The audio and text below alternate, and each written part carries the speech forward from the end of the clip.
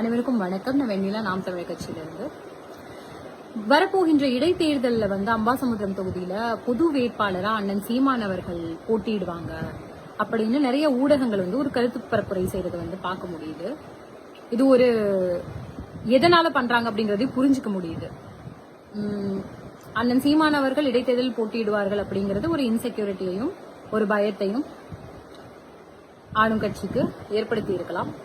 அவங்களுடைய ரொம்ப வெல்வர்ஸ்டான ஒரு ஆயுதம் அவதூறு பரப்புரை, குறிப்பா எங்கள் மீது அந்த அவதூறு பரப்புரையை இப்பயே அவங்க தொடங்கிட்டாங்க அப்படிங்கிறது நல்லாவே புரியுது. அப்ப அதற்கான விளக்கமும் அதற்கான இதையும் சில கேள்விகளையும் எழுப்ப வேண்டியது எங்களோட கடமையா இருக்கு. முதல்ல நாம் தமிழர் கட்சி போட்டியிடாத தேர்தல்னு ஒண்ணு கிடையாது. நாடாளுமன்ற தேர்தலா இருக்கட்டும், அனைத்து இடைத்தேர்தல்களா இருக்கட்டும், உள்ளாட்சி தேர்தல் எல்லாத்துலயுமே ஃபுல்லா முழுமையா வேட்பாளர்கள் போட்டு நாங்க போட்டிட்டு இருக்கோம். அப்படி இருக்கும்பொழுது இப்ப வரப்போகிற இடைத்தேர்தல் எங்களை பொறுத்த வரைக்கும் சட்டமன்றத்துல எங்களுடைய குரல் வலிமையாகவும் ரொம்ப தீர்க்கமாகவும் ஒலிக்க வேண்டும் அப்படிங்கிறது எங்களுடைய விருப்பமாக உள்ளது. அப்ப எங்கள்ல வலிமை மிகுந்த கேண்டிடேட் யாரு நிக்கணும், யாரு போகணும், சட்டமன்றம் செல்லணும் அப்படிங்கும்பொழுது முதன்மையானவராக எங்க அண்ணன் இருக்காங்க.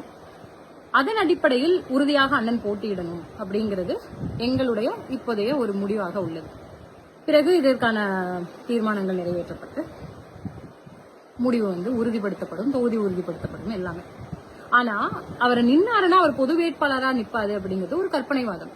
இந்த கற்பனைவாதம் அவதூறோட சேர்ந்து வருது. இதை இப்பவே பரப்பிட்டா டைல்யூட் பண்ணலாம் அப்படிங்கிற ஒரு ப்ராசஸோட முதல் முயற்சி தான் இது. எதன் அடிப்படையில பொது வேட்பாளர் அப்படின்னு நீங்க முடிவு பண்ணீங்க? ஈரோடு கிழக்கு இடைத்தேர்தல் நடந்தது, விக்கிரவாண்டி இடைத்தேர்தல் நடந்தது, பல கட்சிகள் போட்டியிடவில்லை. ஈரோடு கிழக்கு இடைத்தேர்தலில் திமுகவும் நாம் தமிழர் கட்சி மட்டும் தான் போட்டியிட்டோம். இப்ப அதிமுக இல்ல, இப்ப தாவிக அவங்களுமே வேட்பாளர் போடல. அப்ப எங்களால் நிறுத்தப்பட்ட வேட்பாளர் பொது வேட்பாளர் நீங்க கருதுனீங்களா, பேசுனீங்களா?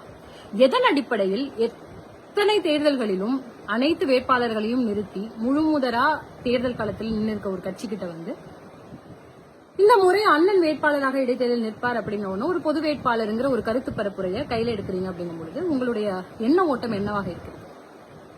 இதை முழுமையா நாங்க நிராகரிக்கிறோம். இடைத்தேர்தலில் போட்டியிடுவோம்.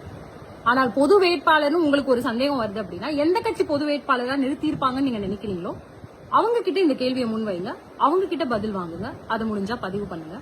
உங்களுடைய கற்பனைவாதங்களுக்கு நாங்கள் பதிலளித்துக் கொண்டிருக்க வேண்டிய தேவை கிடையாது. முழுமையாக ஒரு இன்செக்யூரிட்டியின் அடிப்படையில் இப்பவே ஒரு அவதூறு பரப்புரை பண்ணணும் அப்படிங்கிறதுக்காக கையெடுக்கப்பட்ட ஒரு பொய் பரப்புரை தான் இது. நன்றி, வணக்கம்.